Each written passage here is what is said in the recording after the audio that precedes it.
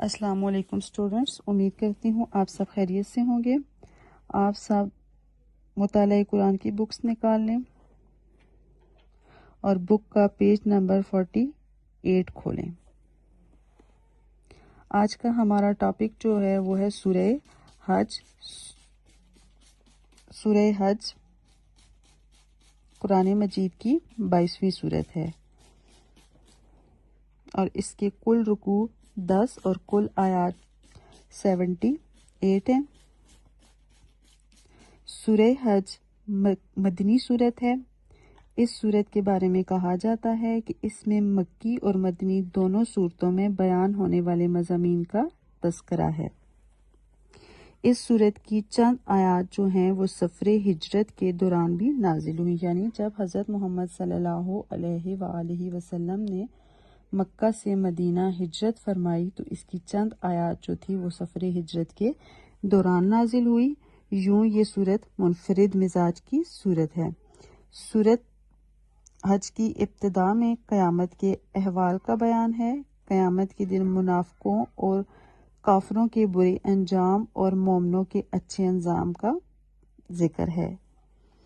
سورہ حج میں حج اور قربانی کے احکامات کا بیان ہے۔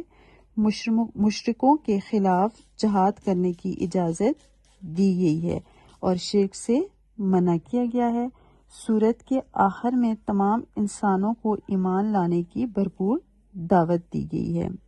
نیز بتایا گیا ہے کہ اللہ نے فرشتوں اور انسانوں میں سے جسے چاہا پیغام پہنچانے کے لیے منتخب فرمایا اور رسول صلی اللہ علیہ وآلہ وسلم کی امت جو ہے، جیسا کہ آپ سب کو پتہ ہے، حضرت محمد صلی اللہ علیہ وآلہ وسلم کی امت آخری امت ہے اور ان پر نازل ہونے والی کتاب قرآن مجید بھی اللہ تعالیٰ کی آخری کتاب ہے، اور اس صورت میں اس خاص امت کا نام جو ہے وہ مسلمان رکھا گیا ہے۔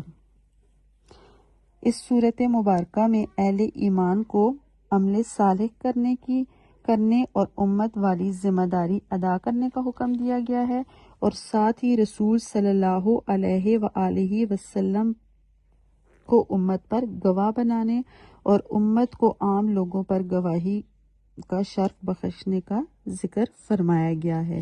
حضرت محمد صلی اللہ علیہ وآلہ وسلم